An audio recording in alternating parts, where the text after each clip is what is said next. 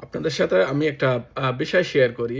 দেখেন তখন ২০২৪ সালের শেষের লাস্ট প্রথমের দিকে ২০২৪ সালের প্রথম দিকে আমি আমার ক্যামেরা ওপেন করে দেখি চৌগাছা বাজারে।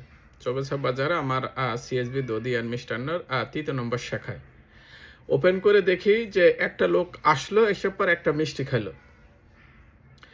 তখন মিষ্টির কেজি ছিল ২৩০ টাকা কেজি। পাশের দোকানে বিক্রি করছে ২২০ টাকা কেজি, আর আমার এখানে ২৩০ টাকা কেজি। তো তখন ওই লোকটা আসলো, এসে মিষ্টিটা খেয়ে চলে যাচ্ছে। তখন আমি ক্যামেরা ওপেন করে দেখি যে লোকটা যখন চলে যাচ্ছে, তখন আমি আমার এমপ্লয়ের কাছে ফোন দিলাম। ফোন দিয়ে বললাম যে ওই লোকটা চলে যাচ্ছে কেন, ডাক দাও। তখন ডাক দিল, আমি লোকটার সাথে কথা বললাম যে ভাই আপনি চলে যাচ্ছেন কেন, মিষ্টি নেবেন না? তাছে না ভাই মিষ্টি নেব না। তাহলে যে মিষ্টি ভালো না? তাছে না ভাই মিষ্টি খুব ভালো, খুব ভালো, আমি এটা খাইছি, মিষ্টি খুব ভালো। তাহলে মিষ্টি নেবেন না কেন? তার কাছে ভাই দাম বেশি। আনছে ভাই আপনি ওই যে একটা মিষ্টি খালেন, ওই মিষ্টিটার দাম কত জানেন? ২৩০ টাকা কেজি হলে মিষ্টিটার দাম হয় ১৭ টাকা। আপনি ১৭ টাকা এসে খেয়ে চলে গেলেন, কিছু না বলে চলে যাচ্ছেন, কি ভাই এটা? আবার বলছেন দাম বেশি। তাছে ভাই ওই দোকানে ২২০ টাকা, আপনার এখানে ২৩০ টাকা। তা আমি কেন বেশি টাকা দিয়ে কিনবো? হ্যাঁ, ও কিন্তু রাইট আছে, ও কেন বেশি টাকা দিয়ে কিনবে? কিন্তু আমি কেন বেশি টাকা দিয়ে কিনবো? তো ওখানে আমার মিষ্টিটা ছিল যে 100% ভেজাল মুক্ত, 100% ভেজাল মুক্ত, এবং আমার সিএসবি অ্যাগ্রো ফার্মের নিজস্ব ফার্মে উৎপাদিত দুধ দিয়ে তৈরিকৃত মিষ্টি, যার কারণে আমার একটু 10 টাকা কেজিতে দাম বেশি ছিল। কিন্তু সেই লোকটার জবাব কী ছিল জানেন? যে ভাই আমি আত্মীয় বাড়ি যাচ্ছি, যত কমে নিয়ে যায় তত আমার ভালো। আমি আত্মীয় বাড়ি নিয়ে যে তারা খেলেও কি ফেলে দিল সেটা আমার দেখার দরকার না। আমার একটু দরকার, আমি আত্মীয় বাড়ি গেলাম, একটু ভালো মন্দ খেয়ে আমি চলে আসলাম। তারা মিষ্টি খেলেও কি ফেলে দিল সেটা তাদের ব্যাপার।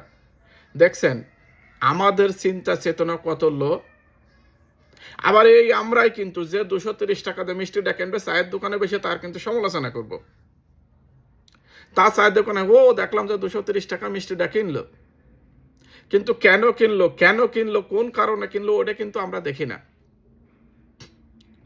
তো একটা পর্যায়ে দেখেন আমরা জানি, আমরা জাতে মাতাল তালে ঠিক, আমরা জানি বিষ খালি মানুষ মরে, তারপরে কিন্তু আমরা বিষ খাই।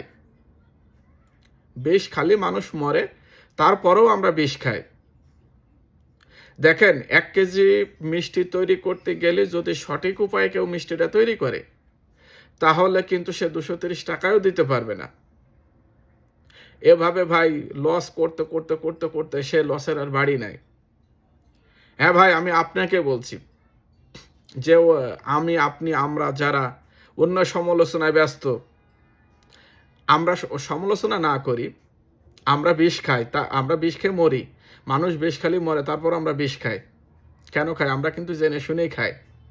তো শয়তান আমাদের আশেপাশে আছে।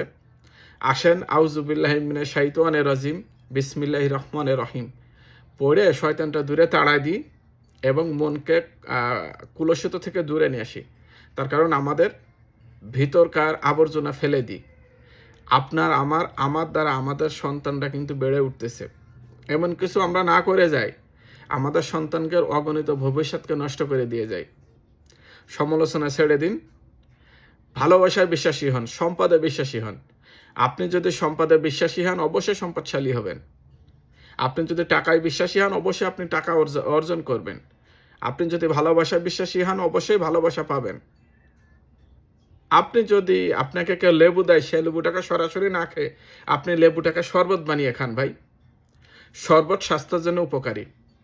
তো সে পর্যন্ত ভালো থাকবেন। আরও কোনো সময় আসবো সমালোচনার জবাব নিয়ে। সে পর্যন্ত আপনারা সবাই ভালো থাকবেন।